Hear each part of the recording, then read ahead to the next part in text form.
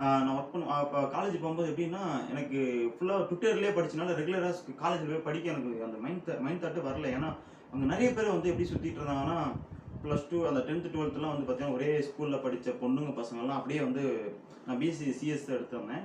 அந்த CS student அந்த டிபார்ட்மெண்ட்டுக்கு எல்லாம் அப்படியே வந்திருந்தாங்க. எல்லாம் லவ் பண்ணிட்டு சுத்திட்டு இருந்தாங்க. ஜாலியா லவ் பண்ணிட்டு சுத்திட்டு இருந்தாங்க. படத்துக்கு போறது, அப்பலாம் பார்த்தீங்கன்னா, தலைவா படம், விஜய் படம்லாம் அப்ப தான் ரிலீஸ் ஆகுது. படம் ரிலீஸ் ஆகுது அந்த டைம்ல படத்துக்கு போறாங்க. லவ் பண்ணிட்டு பக்கத்துல பின்னாடி ரயில் ட்ராக்ல இருக்காங்க. போயிட்டு லவ் பண்ணிட்டு சுத்திட்டு இருப்பாங்க. கிளாஸ் யாரும் அட்டெண்ட் பண்ண மாட்டாங்க. ஒருவேளை ஃபியூச்சர்ல நம்ம எனக்குன்னு ஒரு எய்ம் இருந்துச்சு. அப்படியே சாதிக்கணும் அப்படின்னு சொல்லிட்டு, நாமளும் இப்படி ஆயிருமோன்னு ஒரு பயம் வந்துருச்சு 1 மாசத்துலயே. அப்புறம் வந்து அப்பயே எலெக்ஷன் வந்துச்சு. காலேஜ் எலெக்ஷன்னு சொல்லிட்டு அப்போ ஒரு 10, 15 நாள் லீவ் விட்டாங்க. ஜாலியா சுத்திட்டு தான் அப்படியே இருந்தாங்க.